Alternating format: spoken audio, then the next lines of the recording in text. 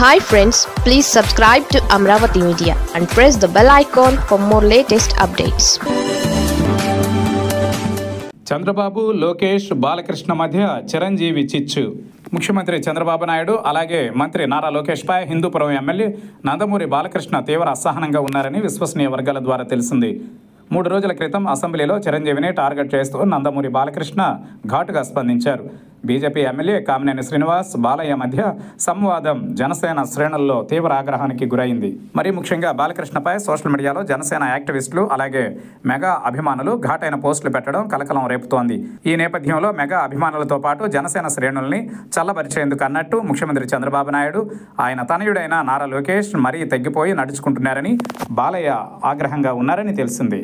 రాజకీయ ప్రయోజనాల కోసం హైదరాబాద్లో పవన్ కళ్యాణ్ ఇంటికి చంద్రబాబు వెళ్లారని బాలయ్య భావిస్తున్నారని సమాచారం.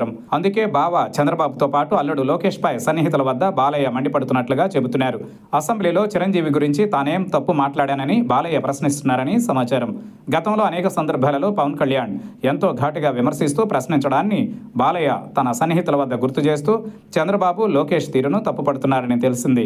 రాజకీయ ప్రయోజనాల కోసం తెలుగు తమ్ముళ్ల ఆత్మాభిమానాన్ని మెగా బ్రదర్స్ వద్ద తాకట్టు పెట్టాల్సిన అవసరం ఏంటని బాలయ్య నిలదీస్తున్నారని సమాచారం. గతంలో పవన్ కళ్యాణ్ పదే పదే తన అన్నతో పాటు చిత్ర పరిశ్రమ ప్రముఖుల్ని వైఎస్ జగన్ అవమానించారని మాట్లాడినప్పుడు ఎందుకు ప్రకటన విడుదల చేయలేదని బాలయ్య ప్రశ్నిస్తున్నారు.